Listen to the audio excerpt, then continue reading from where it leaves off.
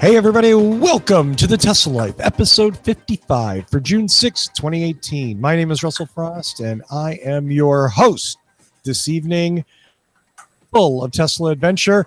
With me on this journey of discovery into the Big T, my wingman on this show, brand new Model 3 owner, Mr. Mark Coughlin. Got the Tesla grin, absolutely. Having fun. Maybe too much fun. That thing yet? Yeah. Have you slept since you got the car? No. I didn't think so. I just got out of the car now to do the show. Otherwise, I would be still there. So, am I allowed to say? Like, am I allowed to? I don't even know. I can't, this is the problem with the live show if we don't plan everything. But like, Mark was actually going to do the show from the car, but somebody else is having fun driving it now. Somebody else is having a good time. Yes. Yeah. Yes, indeed. Yes, indeed. Such is life. What more of a testimonial do you need for anything than it hasn't sat idle since we got it?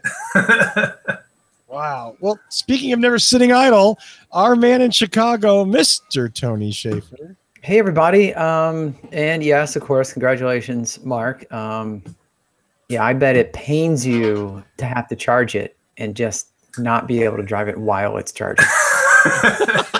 And if anyone can figure that out, it's going to be you. I know it. Well, to start off the show, we're going to keep going with exactly where we are now. Mark, you picked up your car last Thursday. Last Thursday. At about 10:30 in the morning it started. And it took about an hour to sign the paperwork, look over the car, watch an instructional video, and them to give me the keys. So you had to watch a video before you left. Well, you didn't have to. As shown in our little video, if you want to check out, we have posted it.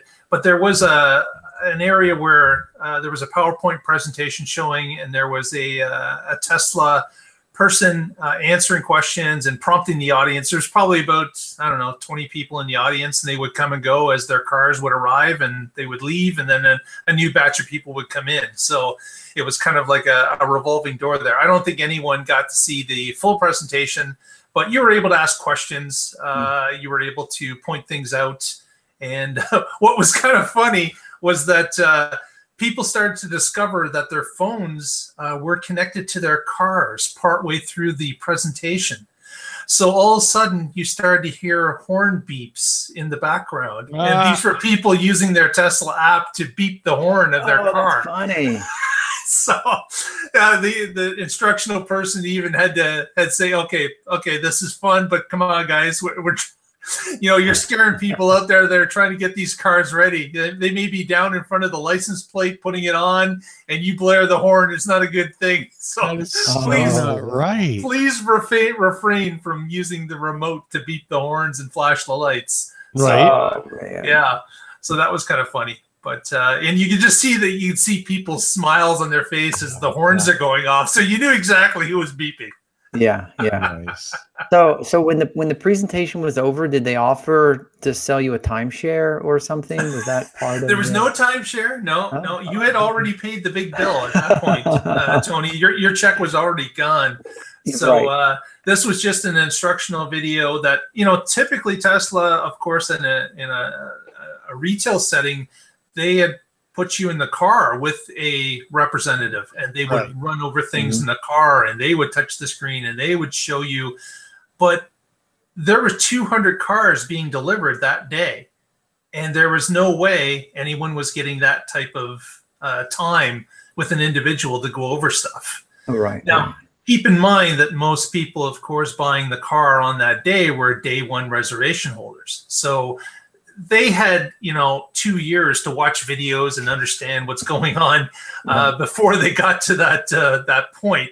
But there were some people with less experience in the audience, and you could tell by their questions. So it's something that certainly would have to change as these cars roll out to people that aren't quite as involved in Tesla as, say, I or somebody else would be that was a first-day reservation holder. Right. I mean, that was certainly something I was, when we talked about you picking it up, that I was like kind of worried, like, because this car is a lot different than most other vehicles. In fact, even the other Teslas, it's very different. So the idea of like, here's your keys, go for it. Like, it was, like somebody coming from a regular car, even the shifter is foreign to them. How do I put it in drive? Like how do I leave? And of course the video, the PowerPoint they were showing had some of that in it. And they talked a little bit about charging the car and what the different options would be. But man, I think people have to be more on board with what it is before they get to that point, because like, imagine taking the car home. Obviously there is a supercharger ability, but if you don't have a charger set up in your house, like right from, the get-go, you're going to limit what you can do with that car. Obviously you could plug it into a 110 plug. Yes, you could. And you can collect, maybe 4 miles per hour through a 110. So there is that. I don't know how Tesla's going to solve it initially. Initially, they don't have to, because, again, they're fanboys that are buying the cars right now. But that's quickly going to change after a week, where now people that are, on deeper into the reservation list are now getting their cars. So it's going to be interesting to see what happens as that group starts to take these cars. Yeah. So in the Coughlin household now, has there been any kind of shuffling in the order of importance, people, objects, anything you want to go on public? I don't think I want to go on public with it, but yes, there has been a reshuffling of priorities. Yes. All right. We can just leave it at that. Yes, there has been a reshuffling. Yes. All of a sudden the Volts are nearly as attractive. I sure do enjoy saving fuel. Yeah. Absolutely. I mean, and that's nothing bad about the Volt. Nothing bad about the Volt. You're talking about a vehicle that costs 2.5 times what the Volt costs. Twice? Yeah, twice easy. Yeah, twice easy. Right. So it should, you know what I mean? Like, it should outperform it. That's okay. Yeah, and let me tell you, it certainly does. Yeah, there is no doubt. The story that we have is when we pulled away initially from the center. There's a long straight on a ring road that goes around it, and I decided to take a left and just give it a little bit of a punch as we went down the ring road. And man, it was just the torque is intoxicating. The pull of the car is unbelievable. And I come from an electric car. I knew what torque off the line was, but this wasn't just off the line. This was off the line and then through, 20, 30, 40 miles per hour and still pulling hard. And that is something I was not used to.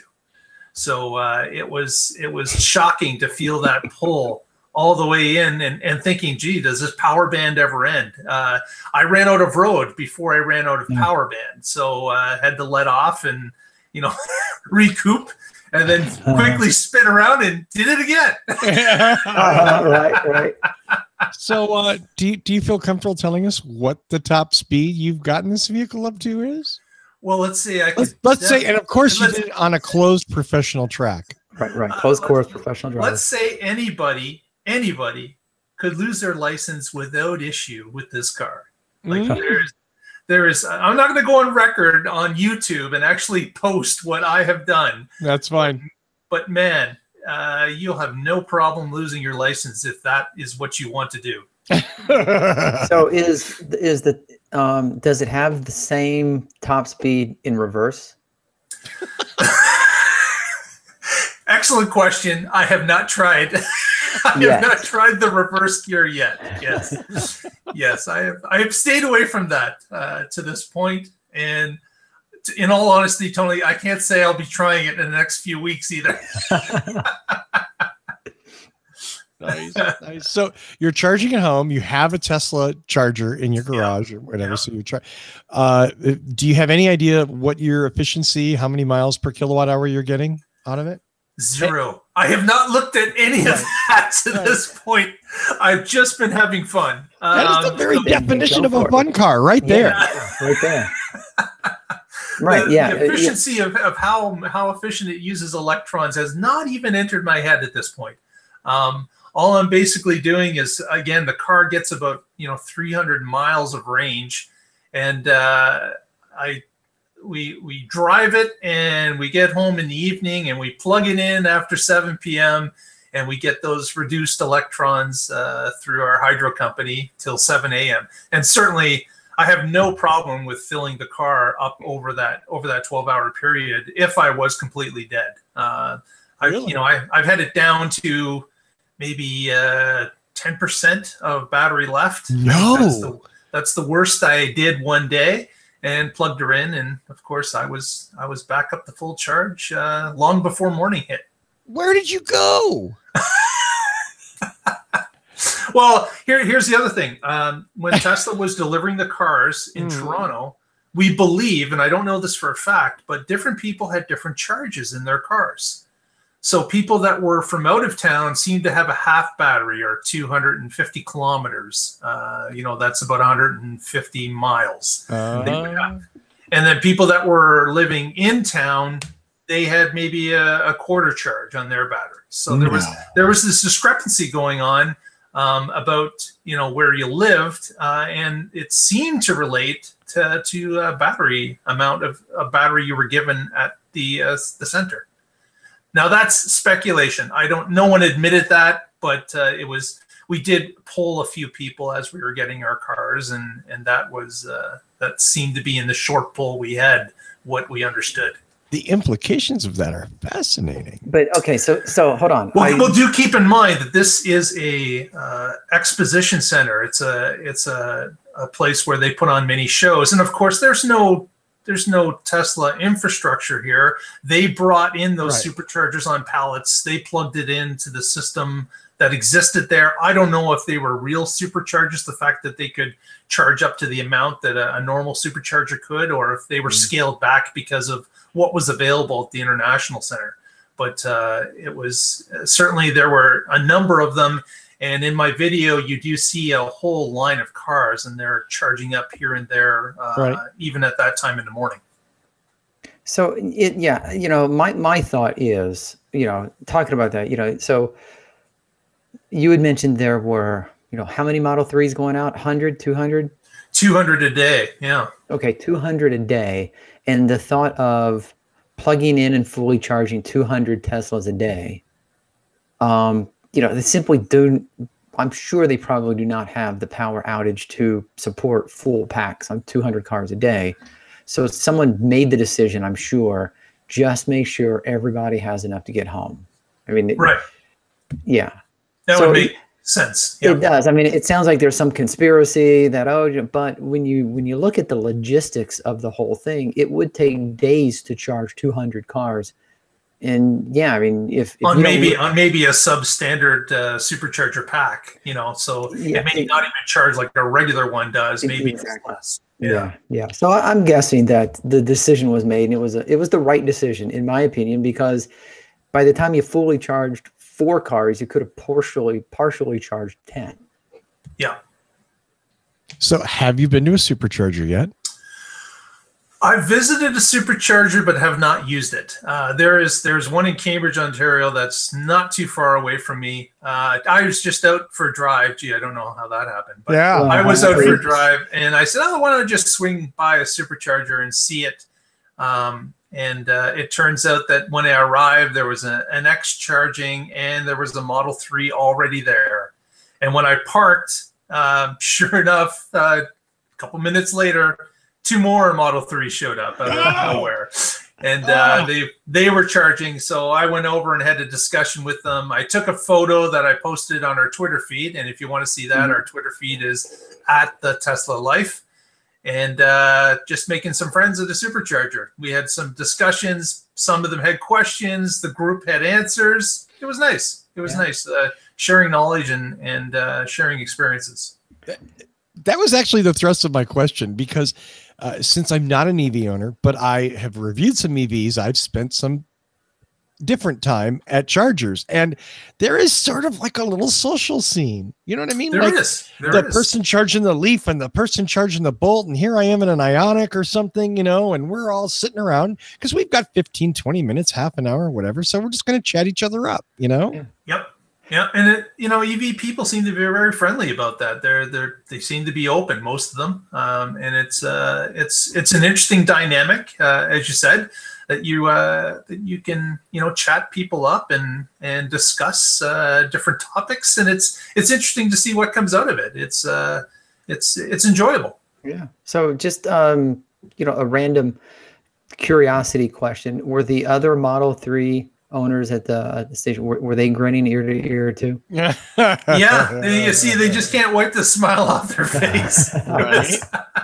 Because of course this group, just like me, were someone that had received it in the last 3 days. Right. So these guys were out on a trip. They came down past Cambridge. That's probably an hour plus from where they're located, and they were heading back and thought they would try out a supercharger. Pulled in and plugged in, and there were questions. One person had a question: how do I get billed for this? And it's because they knew they get billed for it. They know that the car shows an amount in the bottom corner after you finish supercharging it. And they were happy to hear that, oh, it's just connected to my Tesla account. I immediately get a bill that sends it to my account and hits my credit card that I already have set up. So there's no muss, there's no fuss. You don't have to worry about it. You don't have to type in a code. You don't have to do anything. You just plug in, complete, and drive away. That is one of the beautiful things about that network, though, is just you pull in, you plug it in, you do your thing, and then you unplug it. It's everything, you know what I mean? Like there's no like, oh, I got to get a card, I got to sign on. Is this the right network? Yep. That all goes out the window. Interestingly, I just checked the YouTube and the Twitter account, and it looks like Tesla Life just picked up two new subscribers. Wow. Go figure. That's crazy. Mark is our best marketing. So here we are. We're talking with Mark Coughlin about his brand new Model 3, which he picked up last Thursday, for those of you joining us late. And if anybody in the chat room has questions, obviously we'll be happy to pass those on to Mark. So you know what aside from acceleration, I want your favorite thing and your least favorite thing. What do you hate? What do you love? I love the internet infotainment system. Ooh. I've never had something that is like they have a Slacker version that you get with the car that you can just basically press the microphone button, speak into it, ask for a song, ask for an artist. It goes out and grabs it. It plays it. It gives you the ability to thumbs up or thumbs down. If you thumb down, it skips to another song that's in that genre. And if you thumb up, it saves it to a favorites list. So you could get back to that list at another time. And I just found that cool. This is all being streamed to the car via the cellular network that comes with the car. So it's not an extra charge. It's part of the deal that you get. I have heard different variants as to how long this will last. Some say 4 years. Others say Tesla had always said it was that it just went on forever for the X and the S. There's never been a stop to it, but that could be different for the Model 3. But right now, it's free to use, and I find it very cool. The other thing that I really like is the seats. There was an upgrade apparently before the Canadians got their cars. And it was a version 2 of the front and back seats. They're more plush and they're a little bit more form-fitting. And they're really comfortable. So the material is buttery smooth. Again, it's not leather. It's some sort of imitation leather. But man, is it ever comfortable. So those are the two things outside of the intoxicating speed and torque that I really like about the car. So new car smell? Or Definitely. And a new car smell. Yeah. Outgassing plastics, yes. Mm-hmm. Okay, but you skipped it. I'm sure it's good for none of us, but yeah, it has that smell. What didn't you like? And what didn't I like? What didn't I like? Well, that is a loaded question because nothing's really coming to mind immediately. Wow. Wow. But again, this is a bit of a step up for me. This is a car that's, I would say, above my buying level previously. Okay. This is a car that's up the luxury scale more than I would have purchased previous to this car. So it might be just because, it is that step, and I'm not, necessarily taking everything in all at once. The key fob or the lack of key fob, that might be something. I've got a Bluetooth phone, an iPhone that connects to it, and I do find it spotty. Sometimes I will walk up to the car and the mirrors will fold out, letting you know the car's awake and it recognizes your phone. Other times I come out, I don't know if I'm in a hurry, if I get to the car faster, but sometimes it doesn't catch up with me. I've tried the little credit card key fob that comes with the car. And actually, I can even show that. Don't show off. Don't show off. I just keep that in the wallet. He has to show off. He has to. Yeah. So this little credit card, which is extremely thin, it's basically thinner than a credit card. And some people have done an X-ray on this, and you can see that there's just basically a wire that runs around the circumference of the car on the inside. But the card, you just wave it in front of the B pillar on the driver's side where the camera is, and it unlocks the door immediately. And I haven't had the card fail at all. It works as designed. And then the card can be laid next to the cup holders to unlock the car to drive. So you just lay it near the cup holders, it makes a beep noise, and you're good to go. So this is not, I don't know, it's different for me. I'm used to a key fob with my previous cars. That's something strange for me, and I'm not sure if I like it at this point. See, and usually a car fob has multiple functions, multiple buttons built into it. You pop the trunk if you push and hold, or you hit it twice, or it has a panic button, for example. If you're in a sketchy place or whatever, you feel uncomfortable or whatever, you can push it and make a lot of noise and stuff. But yeah, I could understand, like, without a fob, if you want to, it's raining, for example. Now, those things that you mentioned certainly can be handled by the app. Right, but so you can beep the horn, you can do the panic, you can pop the trunks. That's all done with the app. But it's okay. Now I got to open it if it's not already open. Excuse me, sir. Could you hold on to your knife for a second while I access my phone? Find my panic button. Yeah. God damn it! Face recognition isn't working. Just a minute. I have just a minute. Hold on. Yes. Let me get this. Okay. What screen is the app on? There it is. Okay. Right. So that's something that it's strange to me. Feels a little bit awkward, but besides that, I don't.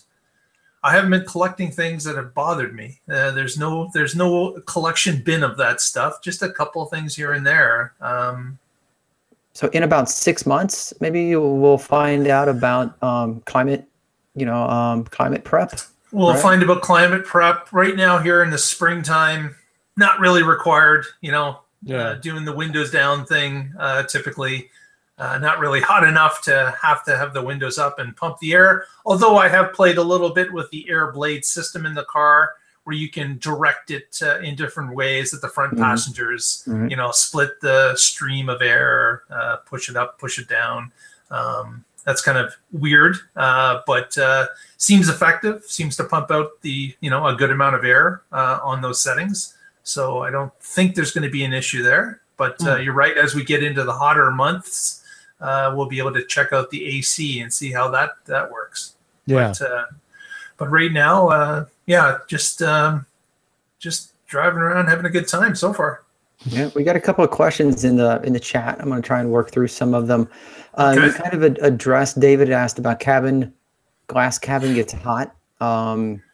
So maybe as it gets hotter, possibly. The sun roofs that come with the car are certainly well tinted. There's a good amount of tint on them. So again, it's not hot summer here yet. I'll be able to go on that a little bit further. The car only comes currently with black imitation leather seats. So yeah, if the sun is beating through the windshield, you've got a hot seat to sit in. There's no doubt about that. But from the roof, you're pretty well protected. Okay. And then you did get the aero wheels, right? If I remembered correctly. I did get aero wheels, yes. Okay. And then there was a question about the headliner. Tesla swapped out the headliner, or was doing? Yeah, they went from the Alcantara type material to some sort of a more of a weave that they have. To be honest, I never had Alcantara in another car. I certainly don't miss it in this car because I don't know anything about it besides what I've read in forums. But what I do understand from some of the reading was that they were having some difficulty with it maybe bubbling on the A-pillars. It wasn't as, I guess, easy to stick down for whatever reason. They had a few issues with that. I don't know if that's why they switched, but that was some information that was in the forums.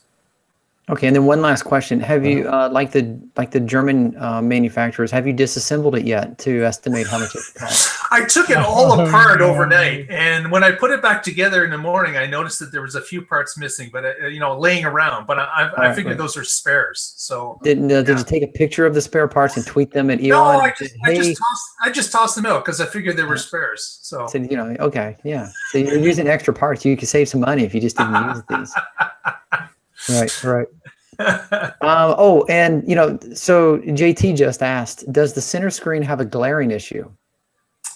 Have you noticed that? Because and I'm just relating it to other vehicles, because sometimes depending on how the sun is hitting the center screen, it's just totally unreadable. To this point, I have not experienced the glare that makes me move my head to try to figure out what's on the screen. It's certainly bright enough. Maybe in a situation where the sun is low and behind you and could come through the back window, there's that possibility. But again, with the tinted roof, it's not really happening. Maybe possibly the sides if you were, at a certain angle. But no, I have not experienced a glare at this point. Okay. But, obviously it's we are less than a week or just about a week into this. Yeah.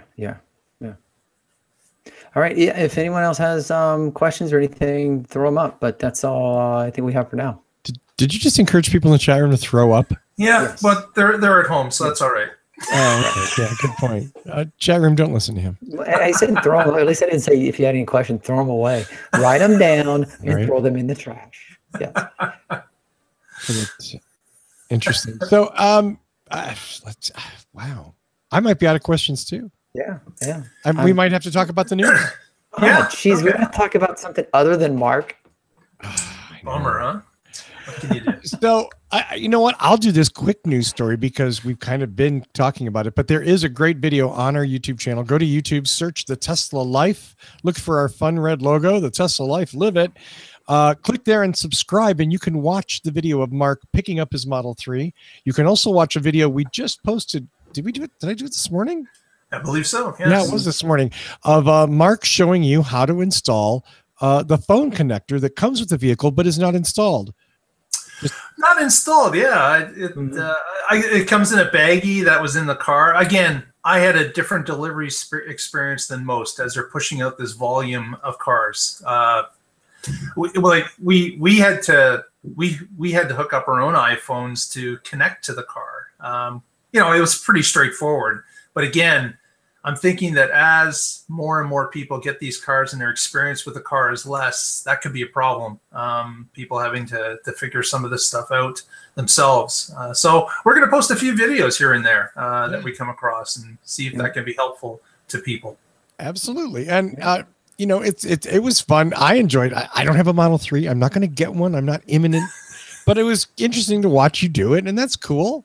You know, I get it. I'm not even slamming Tesla for like, why didn't they install it? You know what? I get it, because they'd have to pay somebody to do that 10,000 times, and it's easier to give it to you and go, here, you do it the way you want to do it. Yeah. You know, okay, sure, why not? Why not? There's some truth to that. Let's skip ahead then to our first news item of the week. And here's a surprise. It has something to do with Elon and Twitter.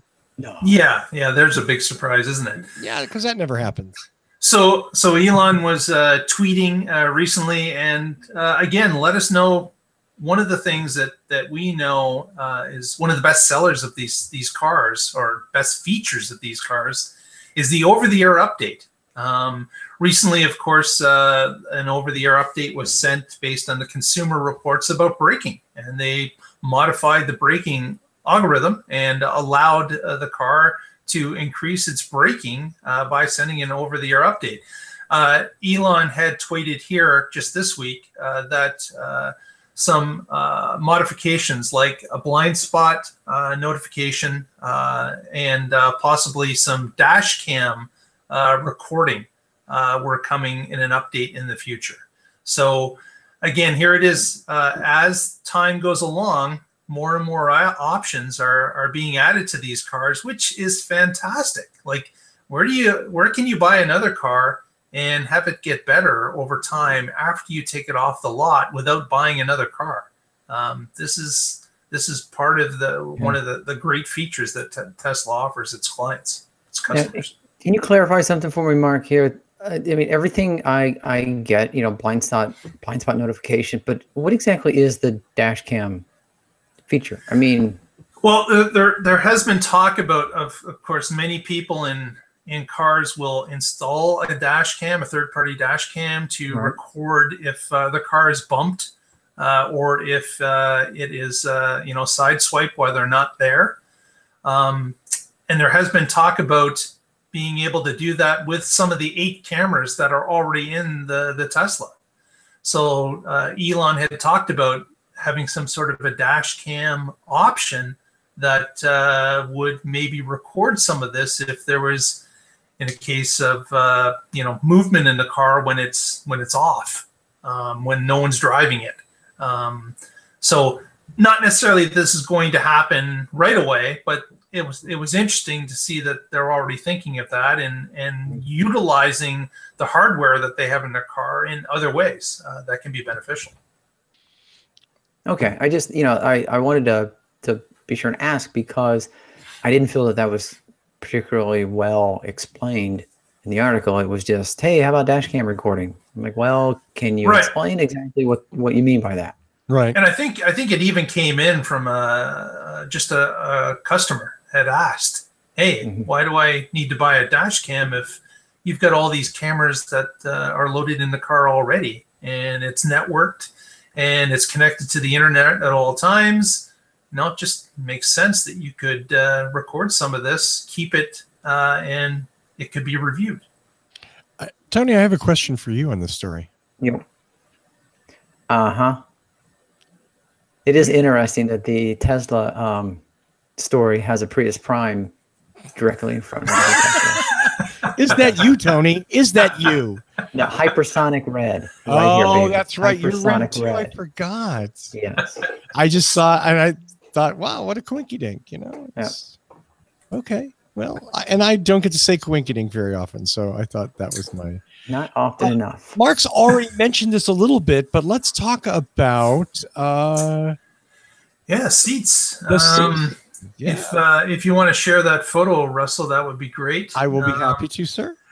What we've got here is people started to notice that the seats were a little bit different than what they had remembered in the test cars. And sure enough, Tesla has modified front and back seats in the Model 3, giving them, again, a little bit more plush, a little bit more form-fitting, a little softer, I believe.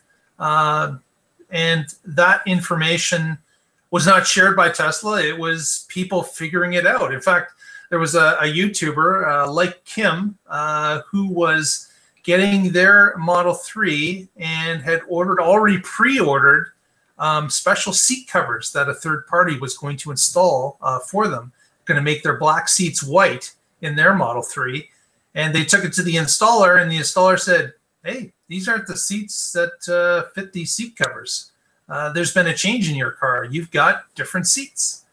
So sure enough, many people started to notice that at a VIN number, they're saying about 16,000 or so, but since, of course, the VINs have been broken up, they're not necessarily completely in order. That number is not extremely relevant. But we did find out here in Canada that all the cars delivered had the Gen 2 seats from the outset.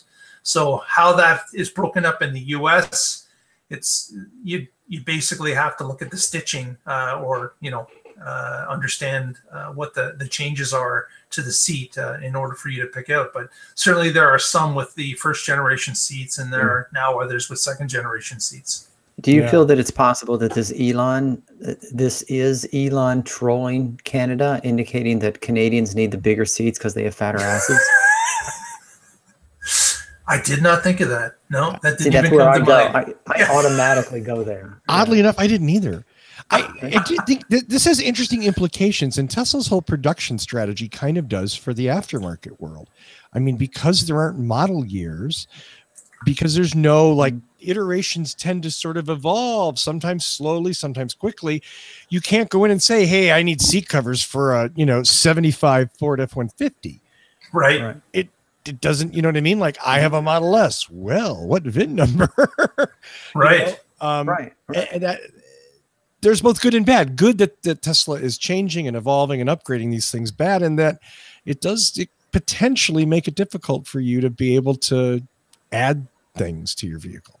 Yeah, we kind of touched on this. I remember a couple of months ago talking about, there was an article, the cost of repairing an older Tesla. Of course, you can go to Tesla.com and you can look at, certified pre-owned Teslas or whatever they're calling them, and that's great. You can get a Model S at half of the original cost or whatever. But the problem is, if anything breaks, they might not be making that part any longer. You might have a hard time finding it because they've gone through 7 iterations since that car was made. That's a valid point. I'm not sure how much they would keep in inventory, for example, with just the seats. So you've got a first generation seat. If you happen to get a second generation or a third, how much of the first do they keep? How much of the second do they keep? Or are they smart enough to say, you know what, we need to make them interchangeable, but then you may have one seat that's old and the one seat that was replaced is new. So how does that work? That you now have 2 different types of seats in the front seat, for example. The passenger's old, the driver's new. I don't know. Right. Yeah. Well, David in the chat room made a really interesting point that, it kind of makes it tough for buying used cars because, again, you can't pin a feature set to a certain model year. It's like, well, which version do you have? Well, I've got the puffy seats and the shiny dashboard and the, you know what I mean? Like, and again, not a complaint, just an observation that as Tesla disrupts the auto industry and doing things in new and different ways, disruption is disruption, Yeah, absolutely. So maybe you win, maybe you don't. Yeah. Well, speaking of not winning, we had reported here some time ago that some of the earliest Model 3s were discreetly put onto transportation and taken over to other countries. Yeah. They were unceremoniously strapped to pallets and thrown in the back of a plane. As we saw a few of them in photos that were posted. And of course, we suspected that these cars may be being sent to be stripped down and examined at greater length, and that, of course, is exactly what happened. And recently, a report had indicated that a number of German automakers had stripped these cars down, looked at all the parts, put them all back together, costed out all of the options that are inside of them, and came to the horrible conclusion for the German automakers that, hey, this is a contender. This car is a profit. We'll have a healthy profit margin with the parts that are in it, and with the addition of things like software or say the upgraded software to auto steer and autopilot. Sorry. Autopilot. That this car becomes more profitable as time goes along, and they add these options to the car. So it appears now that they did some examination, and it looks like you're sitting at about $28,000 US for the parts and the labor to put the car together is what they're guesstimating. And that, of course, leaves a bit of a profit if you're selling it at 35. So that's about 20%, I believe. And then if you do add autopilot and something else, then you can jump above 25%, no problem. So this can be a healthy victory for Tesla going forward for their profit margins, which is what they've always said. Right. Especially if, like we had speculated, and I think someone had found before that quite possibly the same hardware is being put in all the cars, but the features are being controlled by software. Then you don't have multiple lines. You don't have confusion at the assembly point. You just have the car for what it is. And then, like you said, you throw in autopilot, and that's just a software. That's essentially free to Tesla to add to the car. Yep. Yeah, so that's great news for Tesla, and maybe not so great news for other automakers, as they maybe were not hoping that this car would be as profitable as it possibly is. Well, I'm gonna take issue a little bit with the profitability prediction, and not because of these people that were taking the car apart so much, but I've seen this done with Apple stuff too, over and over again. I can't remember the site or the company that does it, but they always, like, every time there's a new Apple iPhone, blah blah blah company says this phone is worth $3.27. Right. Or if you remember, like, your biology, at some point somewhere in your organic biology thing, they go, well, the chemicals in the human body are worth $6. You think, yeah, but how much would it cost me to actually build one? Right. And same for the phone. I mean, it's one thing to say there's 4 pounds of this and 2 pounds of this and a bunch of these resistors and a bunch of that, but as we all know, it doesn't, the cost of the parts, the weight of the metal and jewelry isn't the only cost involved in that. So I think the more do keep in mind that the article did mention the breakdown between parts and the operation of putting it together. So they did indicate there was both parts of that into their equation. Right. But as we know about selling software, the cost of the software helps cover the cost of developing the software. Yes. So there you go. That's where these markups come in, because you operate at a loss and then you sell to recoup. The only other thing that kind of struck me here is, and it's kind of like a really, like, duh. The German companies are kind of surprised that they're behind. Well, when you don't try, other people are going to leapfrog the shit out of you. And that's what Tesla has done in no small way to a lot of the European luxury brands. Certainly BMW's made a bunch of the i3 and a much smaller batch of i8, and they're adding new models to that lineup, but not like Tesla has. So Tesla certainly learned things that these other companies have not learned, and it's going to cost them money and time. Yep. Yeah, there was a great paragraph, that one paragraph that said, but they are _far behind Tesla and struggling to shake off Dieselgate. And you have to remember, this is Handelsblatt, which is a German newspaper, and they're underlining far behind Tesla. Right. That's, So before we move on, Lee Moon has an excellent show title. Oh, what's Give that? it to me, baby. Raiders of the Lost Tesla. Oh, I like that. See, because it works on several levels, in my opinion, because we have the Germans involved, and Is that some any German Testament feeling that you've been suppressing before this, Tony? No, I just thought that's great. Okay.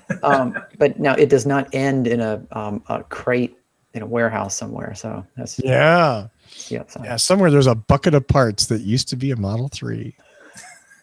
How sad is that, right?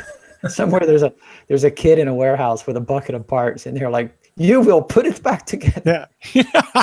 If you put it back together, you can have it. Yeah, exactly. Well, thank you, Lee, for that. That was cool. Let's move on to the next story about the much anticipated Model 3 demo car. Everyone's been asking, when can I take one of these cars for a drive? When can I go to my local showroom? And wait, Mark, let's just put up your phone number and people can call you. No, we're not going to do that. No? I'll put your phone number up. That's fine. I mean, just call Mark. He'll be happy to take you over. Yeah, right. Okay. So Elon had been prompted with this question a few times on Twitter, and this time he answered this week and indicated that yes, Model 3s will be coming to showrooms, and they will be able to be taken for rides as demo cars. But what was unexpected was he indicated that those demo cars will be the performance Model 3s, not just regular ones. So they are going to put the performance cars as demo car rides. And of course, that's going to wow people because now you've got a scaled up Model 3 that is basically the top of the line car that people will test drive. And probably just like the Model X and S, it will have a software option where they can dial it back if the consumer wants to see, well, how does a small battery car perform as opposed to this dual motor performance version. So there'll probably be the ability to dial it back. But what a great PR scheme is you give people that are going to test drive it the top of the line car, let them enjoy what they perceive to be, oh, I can get into this car, no problem. I would love the pull. I would love this ability. And then realize that, oh my gosh, that's another 27 grand on top of the regular price. Yeah. So but the marketing is great. Yes. Yeah. The marketing is great. So, sir, you came in for the 1975 Chevrolet Vega. Let's take a test drive in this Corvette. Yes. Well, I have to say, in the past, I've gone to dealerships to test drive cars, for myself or for my wife. And we go in and we say, well, do you have this car that we could, drive around and check out? And they pull out like a stark white fleet car. Like a really? mule. Yeah. It's like they bring out the mule and they're like, okay, well, here it is. I'm like, are you kidding me? This isn't going to sell anybody. And we always end up just walking away because, like, well, if that's the best you can offer, then screw you. So yeah, I mean, Tesla's doing it right. Definitely show you the best. So they're showing you the top run car, and you get to drive it and spin around, and then realize that there is a premium to be paid for that car. But you certainly had a great time testing it out, I'm sure. Because when you think about the human psyche, and a lot of really cool studies have been done, people fight harder to keep from losing things than they will to gain something. So if you gave them a standard, a base Model 3 and said, well, and for $27,000, you can get the advanced model, people are like, well, I don't think I really need that.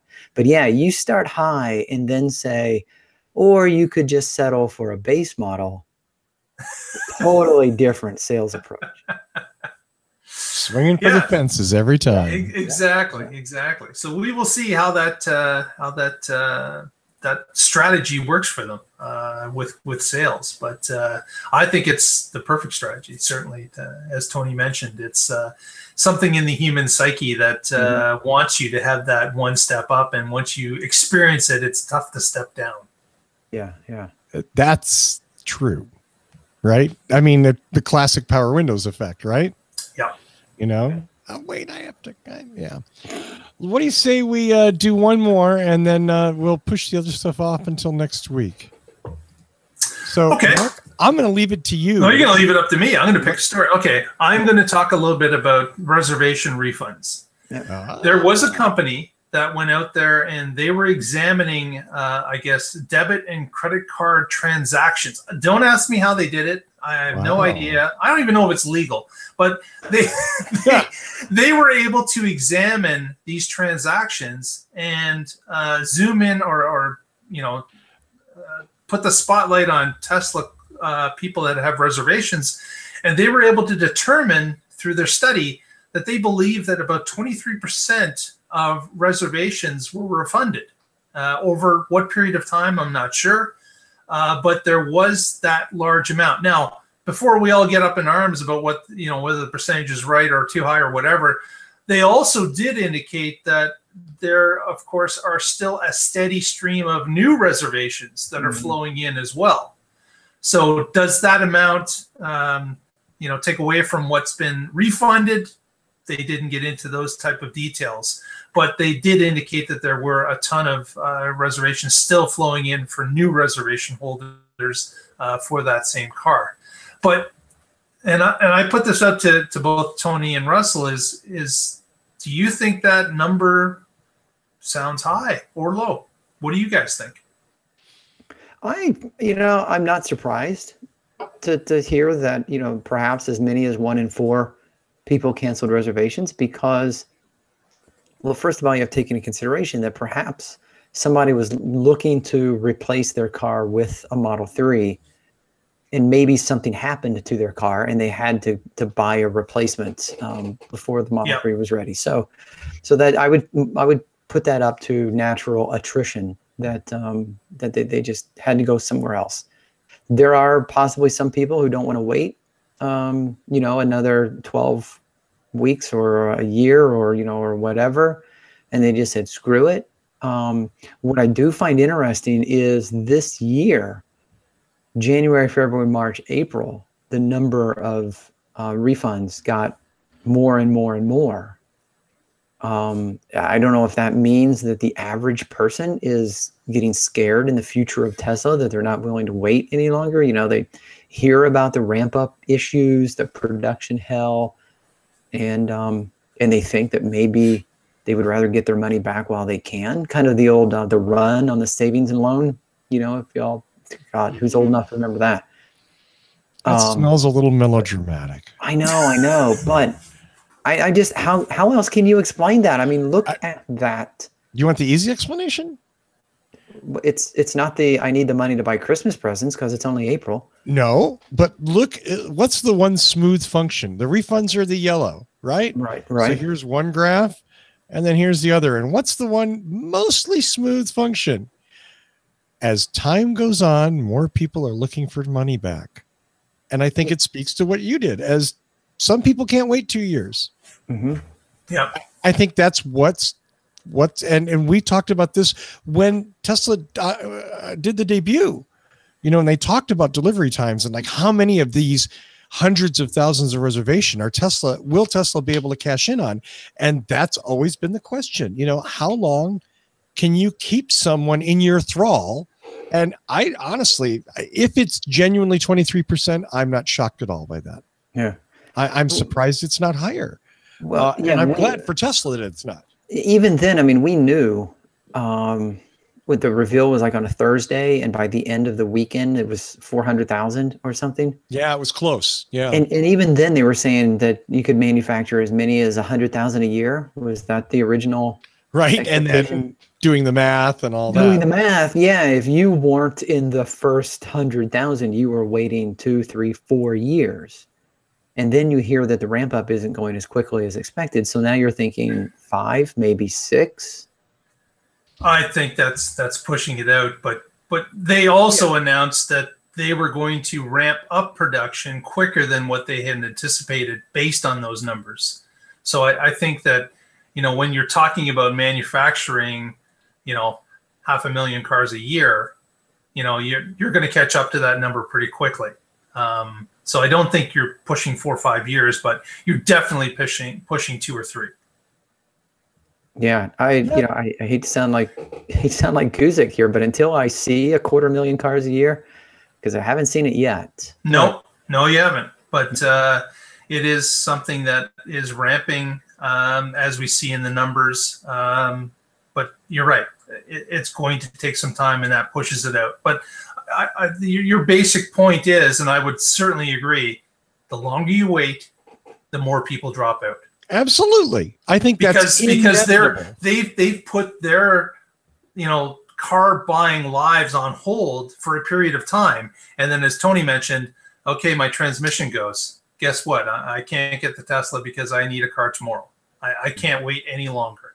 Or something changes in someone's life. The longer of a period of it is, there are things that happen in people's lives that require them, whether it's a job loss, whether it's a new family member, whatever it is. The longer the time goes on, more of those changes happen, and more of those people line up for a refund. Sure, and as we pointed out, Tesla's still collecting deposits every month. Right. Right. So yeah, it's not killing them by any means. No. Well, we had a couple of other things. We were going to talk about the shareholders meeting, about another thing to do with the Tesla retail stores. We're going to push that up until next week so that we can end this show at a reasonable time. But Mark, one last thing. You don't feel like you have to. I don't have one last thing. But there is some interesting stuff in this shareholders meeting. So tune in next week and we'll have a breakdown of that. Absolutely. Yeah, we can spend some time kind of going through it. It was I watched about 30 minutes, 40 minutes of it. And I did manage not to kill myself, which, by the way, don't ever watch a shareholders meeting unless you absolutely have to. It is just a long line of people going, I have a very specific and personal, only to me question, and I'd like to ask it in front of everyone here. Mm-hmm. Yeah, it's much nicer to get the Coles Note version of that. Yeah, absolutely. It's just like, I can't, but like, people have balls, man. Yeah, I love going to the all hands meeting, at my employer, with the CEO and the chief financial officer and all the division heads, and somebody stands up and like, yes, I have a question for the CEO. I have a customer who has this one product and he's having a hard time finding the driver for that product. Can you put me in contact with someone? Are you fucking kidding me? That's your question. Yeah. Oh, or the people who were like whoring their business. Like, I make an OEM product for Tesla and I'd like to talk to somebody there. And I'm like, oh man. Seriously? Oh my God, really? Yeah. Really? Like, this is not the right venue for that. But again, I guess, like any port in a storm, right? Like, if you can get Elon's attention. Yep. Right. Maybe. Anything's possible at that point, isn't it? Absolutely. Yeah. Well, Tony, you have any shout outs this week? Everyone in the chat room, of course. Yes. And yes, chat room. I can't shout out to everyone because I always end up forgetting people. Rick, I'm glad you were able to catch us live this week. Rick had mentioned that he usually catches the show recorded, but he was able to get in this week. So, that's one more into the crowd, into the group. Thanks for joining us, everyone. Yes, I've been watching the chat room the entire time and chiming in. I think Lee gave us our title. I'm got it. Yeah. I'm good with that. Yeah. And there was one reference. I'd have to find it. Let's see. Lee had referred to, when we were talking about Mark giving test rides, he had referred to Mark as the Canadian yo-yo. To which David replied, Mark. Oh, great. Yeah. Mark. Exactly. Yeah. Yes. I think I have a new intro title for you. Thanks a lot, chat room. Yes, indeed. Yeah. Way to go, chat room. Mark, this is your Just time. wanted to let everybody know that certainly you can follow us on Facebook at the Tesla Life #1. Follow us on Twitter at the Tesla Life, and for goodness sakes, help us out a little bit. Press the subscribe button in the YouTube channel, and you will get automatic alerts on show starts in the future, and it helps us out greatly. So please do that if you can. Absolutely. Yep. Absolutely. As always, we want to thank Lee Moon for our theme music. He wrote, performed, and lets us play it for free on every show. Thank you, Lee. And you can say hi to Lee in the chat room for that. I think we may do a little, if you're really jonesing for some Tesla discussion, there may be what I would like to call some spirited Tesla discussion about an article that Ed Niedermeyer wrote and the stockholders meeting on what drives us in about an hour. Yeah. But the more fun conversation will be here next week. So tune in next week, right? Yeah. That's right. Oh, that's right. Yeah. David, every week I forget to mention this. It's great that you click the subscribe, but make sure you click the bell to get the notifications. Right. Now it's separate. Yep. Yeah, now it's separate. Now you subscribe and it shows up in your YouTube sidebar as a subscription, but you don't automatically get the notifications unless you intentionally click the bell to enlist or get the notifications. So it's I'm sorry. No, I was gonna say, so it's a two-step process. And that assumes you want the notifications. If you don't, we're fine. If you subscribe, yay, step one. But we also would like you to know when we post new stuff. When Mark does some cool new feature video in his Model 3 that you had no idea about, boom, you'll get a little reminder. Yeah. Big deal. We're not going to bomb you with that stuff. Thanks to everybody in the chat room. As always, thanks to Tony and Mark. And do check out the YouTube channel for Mark's cool videos on his experiences with the Model 3. I look forward to posting more of those. And thanks, of course, to all of you. Tune in next week and find out what is going on in the Tesla life.